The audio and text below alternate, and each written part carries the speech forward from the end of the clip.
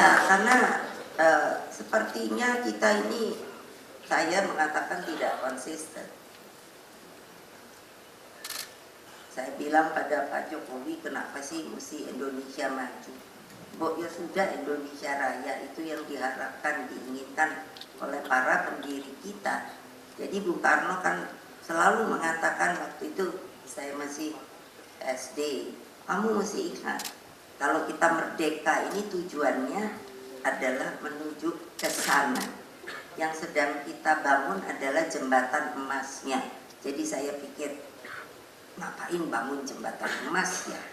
Tapi lama-lama makin saya dewasa, saya lalu mengerti bahwa itu hanya arah, bahwa berarti suatu saat yang Indonesia Raya yang ada di sana, itu saya sampai pikir, wow, itu mungkin emasnya seperti apa. Dan apa yang dikatakan Bung Karno itu sebetulnya memang ada benarnya. Kalau kita melihat Kerajaan Sriwijaya, Kerajaan Majapahit, saya pernah mendapatkan buku dari seorang profesor Prancis yang membaca tulisan-tulisan di Borobudur. Itu dikatakan bahwa lantainya kerajaan Majapahit itu dari emas. Itu bukan dia. Saya nanya karena bertemu waktu saya presiden, saya lupa namanya. Saya nanya, itu kamu ambil dari mana? Mega itu datang dari itu apa sih?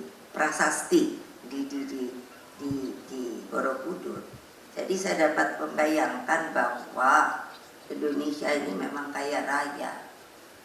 Dari kecil saya diomongkan oleh bapak saya, jangan lupa Indonesia itu adalah namanya sebuah untaian zamrud di Katulistiwa.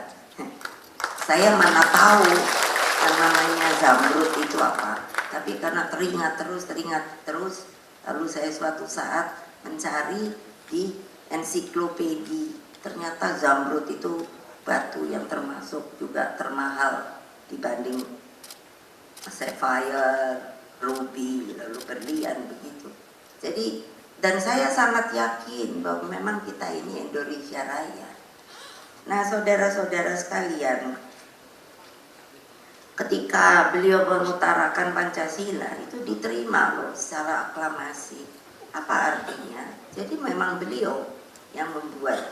Tapi waktu zaman Pak Harto itu mau dihilangkan dengan desoekarnoisasi.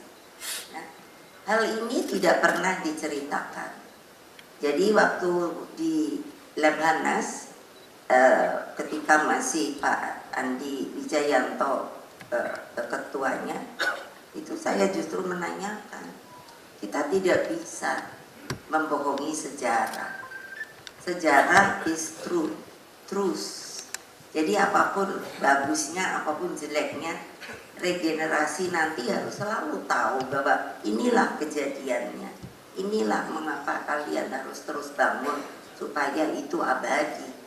Tapi kalau seperti sekarang ini, saya melihat, saya pernah kan berpidato, kita mulai meninggalkan etika moral dan hati nurani. Jadi kalau itu saja sudah hilang, jadi bagaimana kita mau menjadi sebuah bangsa